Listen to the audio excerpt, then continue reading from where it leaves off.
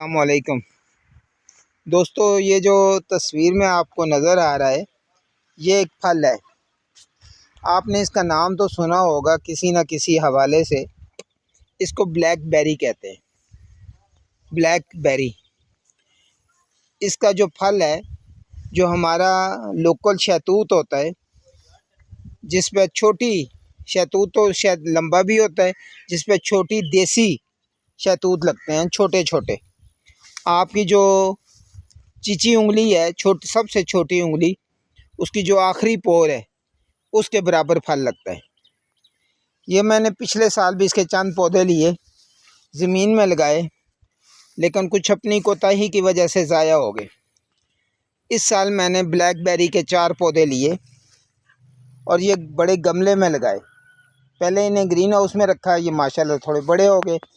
फिर इनको ज़मीन के अंदर थोड़ी थोड़ी खड्डा करके गमले को दबा दिया ताकि इसकी जड़ ज़मीन में रहे। तो ये माशाल्लाह काफ़ी बड़े पौधे हो गए। ये आप देखें, ये काफ़ी बड़ा पौधा हो गया। इसी तरह ये 4 पौधे थे, तो माशाल्लाह ये बहुत अच्छे फैल गए हैं। ये इसका जो फल है ये तकरीबन मई में आ जाता है।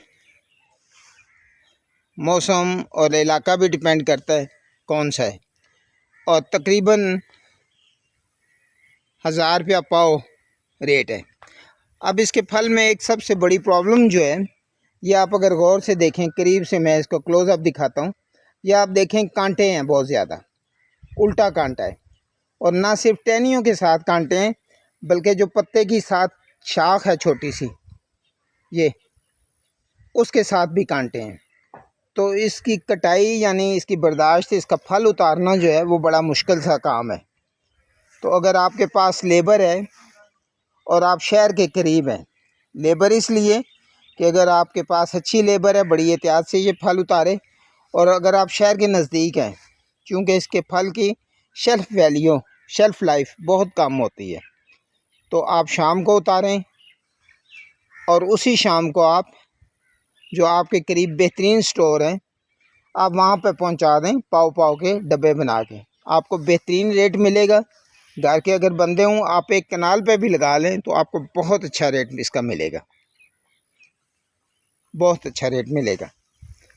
तो इंशाल्लाह इसके पौधे हमारे पास मार्च में दस्तयाब होंगे।